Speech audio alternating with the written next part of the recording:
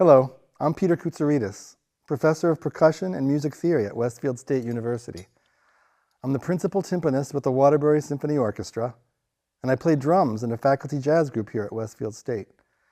In this video, I'll walk you through some tips that will help you prepare for the upcoming district band and orchestra audition on accessory percussion. For these accessory percussion excerpts, please pay careful attention to the tempos, because they will impact the techniques that are being used. We'll start with the tambourine. The tambourine excerpt is marked at quarter note equals 100.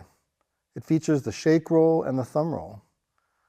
Most of the time, the tambourine will be held in the left hand for a right-handed player and at a 45-degree angle. The right hand strikes the tambourine between the center and the edge with the thumb and fingers held together. The excerpt begins with a shake roll. It's generally a good practice to begin and end a shake roll with a tap to give a clean attack and a precise ending. It's even more necessary here because the roll in the music begins and ends with an accent. It's important to begin the passage softly enough to make a noticeable crescendo to forte in measure 3.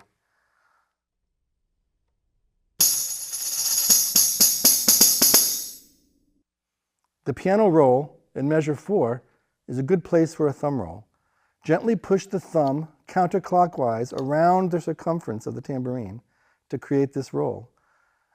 It is helpful to make the head a little sticky with bow rosin or beeswax. Another trick I use is to moisten my right thumb by rubbing it in the palm of my left hand. This works quite well. I'll start the thumb roll with the tambourine held vertically and flatten it out for the piano rhythm in measure 5. For soft playing, it helps to hold the tambourine horizontally and tap near the edge with only 1 or 2 fingers. As I finish the thumb roll, I'll turn my right hand over to play the soft rhythm on the edge with my fingers in measure 5. The last crescendo roll can be played by starting below the normal playing area and bringing it up to the normal spot for the mezzo forte ending. Now I'll play the whole excerpt.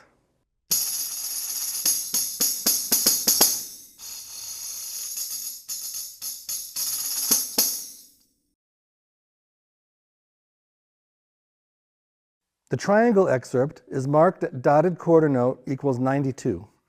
Hold the triangle clip on your thumb and index finger so it dangles in such a way that your 3 smaller fingers are free to dampen the triangle when necessary. Strike the triangle on the bottom bar close to the closed corner.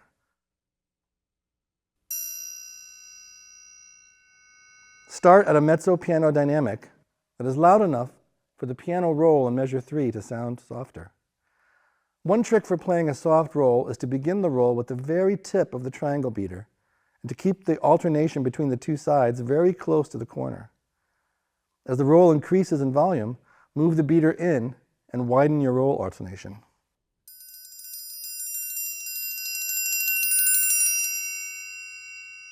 As I mentioned earlier, you can dampen the triangle in measure 5 with the 3 smaller fingers.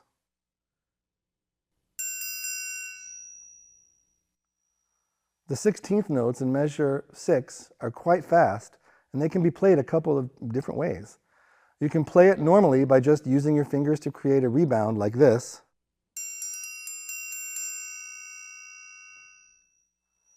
Or you can use a ricochet technique between 2 sides of the triangle like this.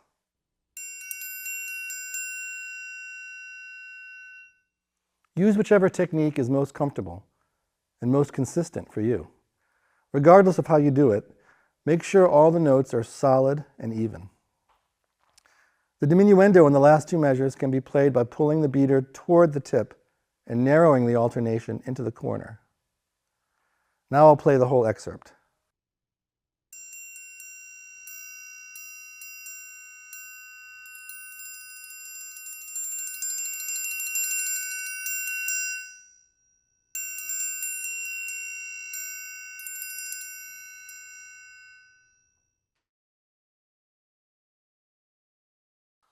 One of the most important techniques for playing crash cymbals is making sure the cymbals are off-centered and at an angle when they are struck. This will give the cymbals a bright attack and a full-bodied sound.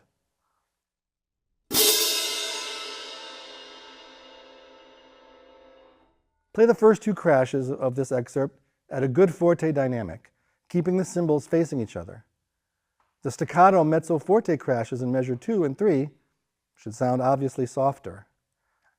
Dampen them by bringing them into your shoulder area. Even though they are short crashes, they must not sound choked, but they should be allowed to speak sufficiently for a full sound. Piano crashes will require less of an angle between the cymbals. They can be almost parallel at the beginning of the crescendo and gradually more angled as the volume increases.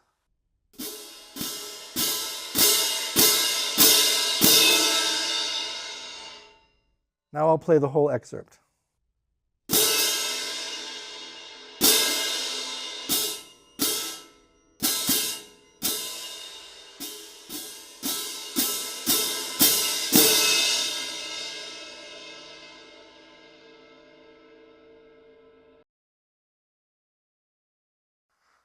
Well, it can be challenging to control the suspended cymbal. Follow the instructions in the part, which involves playing with the rattan end versus the felt end. Instead of felt, I recommend using yarn mallets for a suspended cymbal. A note with a tie that is placed before a rest should be allowed to vibrate. So measures 2, 4, and 6 should vibrate freely. Beat 3 of measure 5 should be dampened with the hand because there is no tie. Be sure that the crescendo at the end of the excerpt is not louder than the crescendo into measure 4. Now I'll play the excerpt.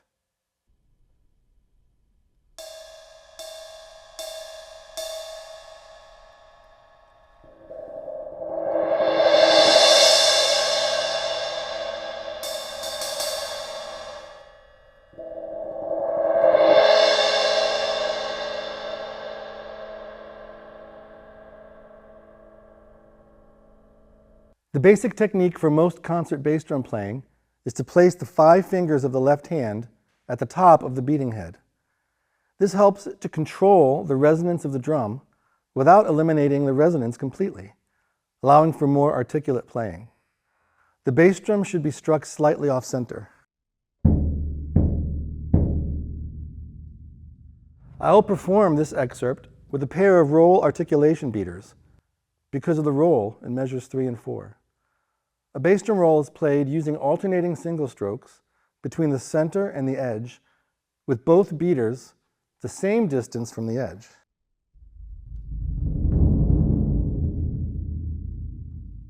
After the fast fortissimo notes at the end, you should bring the left hand around to the resonating head to be sure all the resonance is dampened.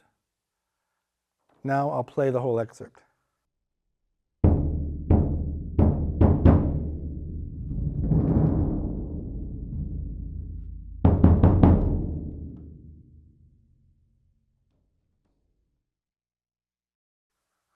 Let's talk about sight reading. I tell my students that the best way to get better at sight reading is to spend time doing it. Try to do a little bit every day using any music you can get your hands on. I think it's important to find music that is not too easy or too difficult. If it's too difficult, you may not be able to play the music with continuity, which can be discouraging. On the other hand, you will want your sight reading material to be sufficiently challenging. A good idea for triangle and tambourine, and even the bass drum, is to use beginning snare drum books for reading material.